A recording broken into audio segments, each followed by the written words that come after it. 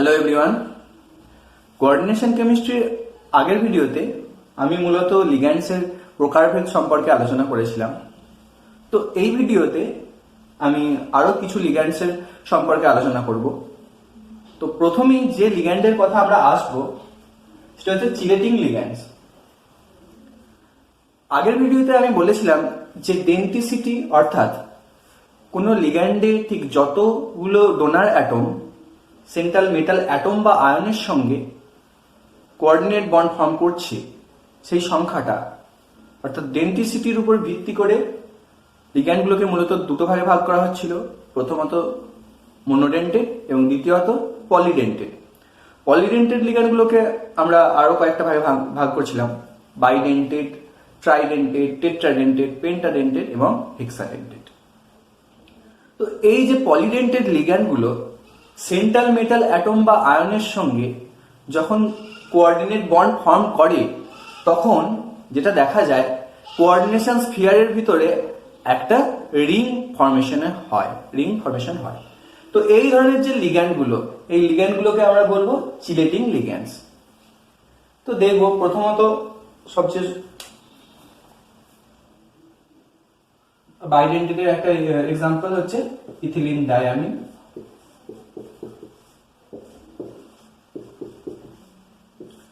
এটা হচ্ছে একটা বাইডেন্টেড লিগ্যান্ড যেখানে দুটো নাইট্রোজেন ডোনার অ্যাটম থাকে এবং দুটো নাইট্রোজেন ডোনার অ্যাটম থেকে লোন পেয়ার ইলেকট্রন ডোনেট করতে পারে সেন্ট্রাল মেটাল অ্যাটম বা আয়নকে। মানে এম হচ্ছে এখানে মেটাল। তো যেটা দেখা যায় এই ইয়েতে এটা কোঅর্ডিনেশন স্ফিয়ারে এরকম ডোনেশনের মাধ্যমে ঠিক একটা রিং তৈরি হয়েছে এবং এটা হচ্ছে 5 মেম্বার, 1 2 3 4 এবং 5, এই 5 মেম্বার একটা রিং তৈরি হয়েছে। তো এই ধরনের লিগ্যান্ড গুলো হচ্ছে চিলেটিং লিগ্যান্ড এবং এই যে চিলেটিং লিগ্যান্ড গুলো যে কমপ্লেক্স তৈরি করে সেটাকে আমরা বলবো চিলেটেড কমপ্লেক্স। এটা দেখলাম যে বাইডেন্টেড লিগ্যান্ড আমরা হেক্সাডেন্টেড বা পেন্টাডেন্টেড, টেট্রাডেন্টেড বা ট্রাইডেন্টেড নিয়েও দেখতে পারি। সেক্ষেত্রেও দেখা যাবে এরকম চিলেট রিং তৈরি হচ্ছে। এই যে রিং গুলোকে চিলেট রিং বলবো এবং এই যে কমপ্লেক্স গুলোকে বলবো চিলেটেড কমপ্লেক্স। তো ইউজুয়ালি যেটা দেখা যায় চিলেটেড কমপ্লেক্স গুলোর স্টেবিলিটি কিন্তু নন চিলেটেড কমপ্লেক্সের চেয়ে বেশি হয়। যেমন আমরা যদি দেখি CuNH3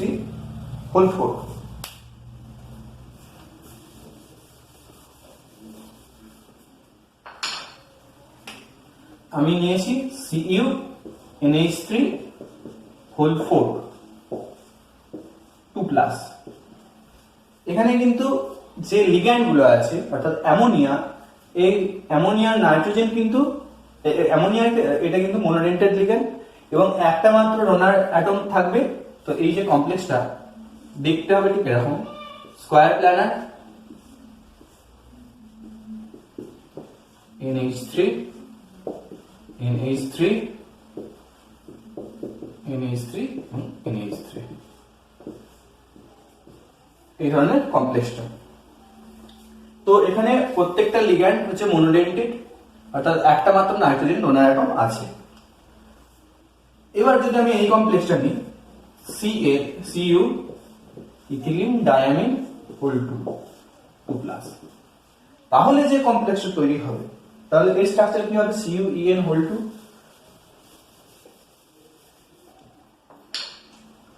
Cu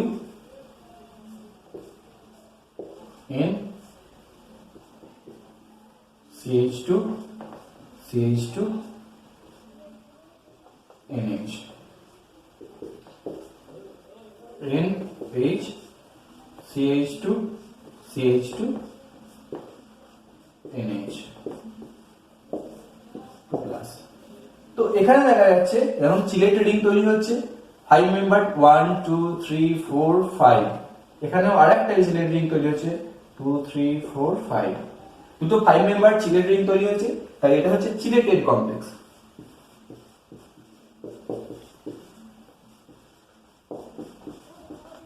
আর এখানে কোনো চিলেশন নেই অর্থাৎ কোনো চিলেটেড রিং তৈরি হয়নি, তাই এটা হচ্ছে নন চিলেটেড কমপ্লেক্স।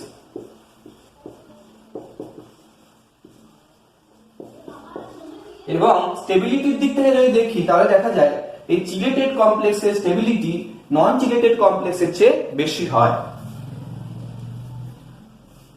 তো আশা করছি চিলেটিং লিগ্যান্ডস এর সম্পর্কে যে আলোচনাটা আমি করলাম সেটা তোমাদের বোঝা গেল। তো এবার যেটা নিয়ে আমরা আলোচনা করব সেটা হচ্ছে ব্রিজিং লিগ্যান্ডস।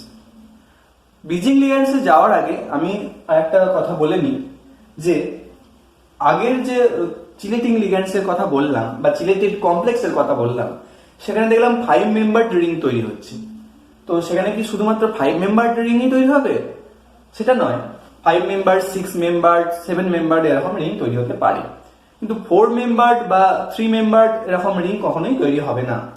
কেন তৈরি হবে না? কারণ এই 3 মেম্বার বা 4 মেম্বার রিং এর মধ্যে যেটা দেখা যায় প্রচুর পরিমাণে রিং স্ট্রেন তৈরি হয়, এবং রিং স্ট্রেন তৈরি হওয়ার জন্য এরা রিং ফর্মে থাকতে পারে না, তখন এই বন্ড কিন্তু ব্রেক করে যায়। বা 4 মেম্বারের ক্ষেত্রেও রিং স্ট্রেন থাকার জন্য 4 মেম্বার রিং তৈরি হয় না, বা 4 মেম্বার চিলের রিং তৈরি হয় না কোঅর্ডিনেশন স্পিয়ারের ভিতরে। কিন্তু 5 মেম্বার বা 6 মেম্বার, 7 মেম্বার এদের স্টেবিলিটি থাকার জন্য এই ধরনের চিলেট কমপ্লেক্স তৈরি হয়। তো এই যে ব্রিজিং লিগ্যান্ড, আমরা আগের দিন বলেছিলাম যে অ্যাম্বিডেন্ট লিগ্যান্ডের কথা, যেখানে বলেছিলাম অ্যাম্বিডেন্ট লিগ্যান্ড হচ্ছে এমন এক ধরনের পলিডেন্টেড লিগ্যান্ড যারা, অর্থাৎ পলিডেন্টেড লিগ্যান্ড মানে কি, যাদের একের বেশি সংখ্যক ডোনার অ্যাটম আছে কিন্তু তারা একই সাইমালটেনিয়াসলি একটা মেটাল অ্যাটম বা আয়নকে ডোনেট করতে পারছে না। একটা পার্টিকুলার কমপ্লেক্সের ক্ষেত্রে একটা ডোনার অ্যাটম দিয়ে কোঅর্ডিনেট করছে, বা অন্য আরেকটা কমপ্লেক্সের ক্ষেত্রে অন্য আরেকটা ডোনার অ্যাটম দিয়ে কোঅর্ডিনেট কমপ্লেক্স করছে। তো যদি আমরা দেখি অ্যাম্বিডেন্ট লিগ্যান্ড Cl, কার্বনের লোন পেয়ার থাকে, নাইট্রোজেনের লোন পেয়ার থাকে। তো এখানে দুটো ডোনার অ্যাটম আছে, একটা হচ্ছে কার্বন আর একটা হচ্ছে নাইট্রোজেন। তাহলে এই কার্বন ও নাইট্রোজেন, অর্থাৎ মেইনলি এটা কিন্তু একটা বাইডেন্টেড লিগ্যান্ড। তো এরা যদি সাইমালটেনিয়াসলি একটা মেটাল অ্যাটম বা আয়নকে ইলেকট্রন পেয়ার ডোনেট করতো, তাহলে কি হতো? এই ধরনের একটা কমপ্লেক্স তৈরি হতো। তার ফলে যেটা দেখা যাচ্ছে 1 2 3 মেম্বার একটা রিং তৈরি হতো। তো এই আমি আগেই বললাম যে 3 মেম্বার রিং তার রিং স্ট্রেনের জন্য কিন্তু কখনোই তৈরি হবে না। তখন কি করবে? তখন হয় এই বন্ড ব্রেক করে যাবে, নয় এই বন্ড ব্রেক করে যাবে। তো যদি মেটাল নাইট্রোজেন বন্ডটা ব্রেক করে যায় তাহলে কি তৈরি হবে? এই CM, অর্থাৎ কার্বন থেকে মেটালের ডোনেশন হচ্ছে, তখন আমরা কমপ্লেক্সটাকে এইভাবে লিখবো MCN। আর এবার যদি এই যে MC বন্ডটা যদি ব্রেক করে যায় এবং MN বন্ডটা যদি থাকে, সেই ক্ষেত্রে যে কমপ্লেক্সটা, সেই কমপ্লেক্সের ক্ষেত্রে কি লিখবো? MNC। তাহলে এই অ্যাম্বিডেন্ট লিগ্যান্ড বা অ্যাম্বিডেন্ট লিগ্যান্ড কি কখনোই সাইমালটেনিয়াসলি কোনো মেটাল অ্যাটম বা আয়নকে ডোনেশন করতে পারবে না দুটো ডোনার অ্যাটম দিয়ে, অর্থাৎ দুটো ডোনার অ্যাটমকে একসাথে ব্যবহার করতে পারবে না কোঅর্ডিনেট কমপ্লেক্স তৈরি করার জন্য। এটা কিন্তু ভুল কথা। কারণ কি, এরা সাইমালটেনিয়াসলি ইলেকট্রন পেয়ার ডোনেশন করতে পারে, অর্থাৎ একই সঙ্গে ইলেকট্রন পেয়ার ডোনেশন করতে পারে, কিন্তু সেটা কখনোই একটা মেটাল অ্যাটম বা আয়নকে নয়। এরা দুটো ডিফারেন্ট মেটাল অ্যাটমকে একই সাথে ডোনেশন করতে পারে। এটা ধরি M1 এবং এটা ধরি M2।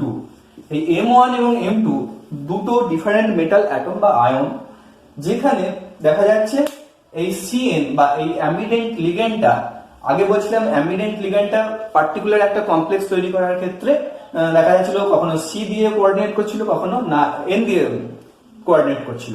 তো এখানে তো দেখা যাচ্ছে সাইমালটেনিয়াসলি, অর্থাৎ একই সাথে এই ইলেকট্রন পেয়ার ডোনেশন করছে, কিন্তু এরা দুটো ডিফারেন্ট মেটাল অ্যাটমকে বা আয়নকে এরা সাইমালটেনিয়াসলি ডোনেশন করছে।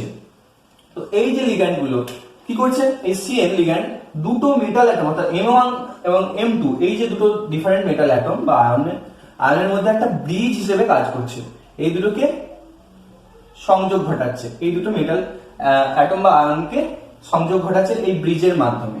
অর্থাৎ এই যে লিগ্যান্ড গুলোকে বলা হয় ব্রিজিং লিগ্যান্ড। এখন যদি আমরা HCN এর কথা ভাবি, SC*N, তাহলে এখানে নাইট্রোজেন ডোনার অ্যাটম আছে আর এখানে সালফার ডোনার অ্যাটম আছে। এরা যদি সাইমালটেনিয়াসলি একটা মেটালকে ডোনেশন করে তাহলে কি হবে?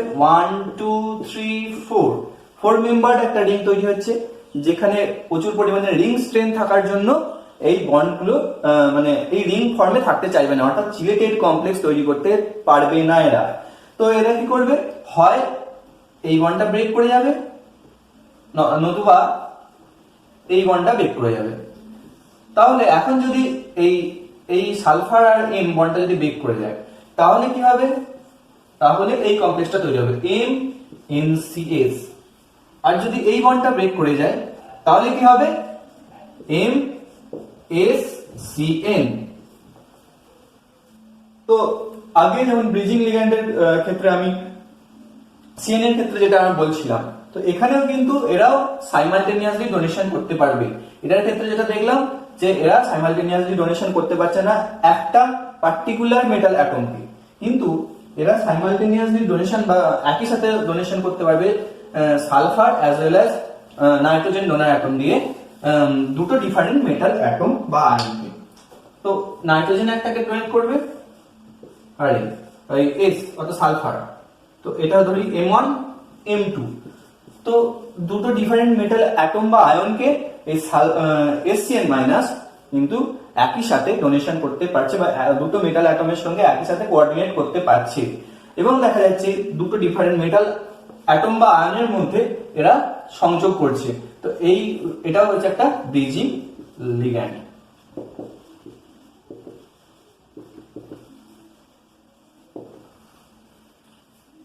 তো আশা করছি ব্রিজিং লিগ্যান্ডের কনসেপ্টটা তোমাদের বোঝা গেল। তো এবার যেটা আছে সেটা হচ্ছে ম্যাক্রোসাইক্লিক লিগ্যান্ড। তো আমি এবার আসবো ম্যাক্রোসাইক্লিক লিগ্যান্ডসে। এর নাম থেকেই বোঝা যাচ্ছে যে একটা বড় সাইকেল থাকবে, ম্যাক্রো সাইকেল মানে বড় একটা সাইক্লিক রিং থাকবে। এবং এই যে ম্যাক্রোসাইক্লিক লিগ্যান্ডস গুলো কিন্তু বেসিক্যালি চিলেটিং লিগ্যান্ডস,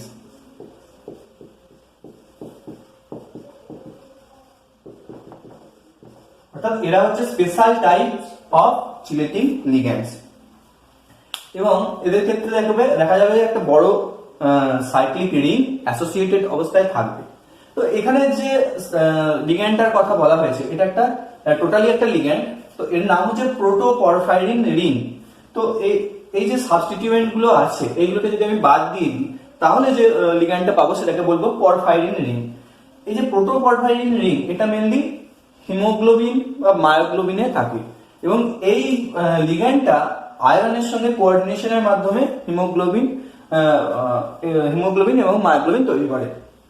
তো এর যে মোনোমেরিক ইউনিটটা হচ্ছে মায়োগ্লোবিন এবং টেট্রামেরিক ইউনিটটা হচ্ছে হিমোগ্লোবিন।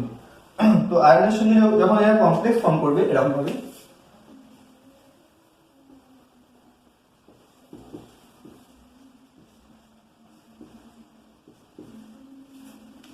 তো এরকম ভাবে কমপ্লেক্স ফর্ম করে, এবং এই যে কম্পাউন্ড গুলো আছে সেই এই যে কম্পাউন্ডটাকে আমরা বলবো ম্যাক্রোসাইক্লিক কম্পাউন্ড।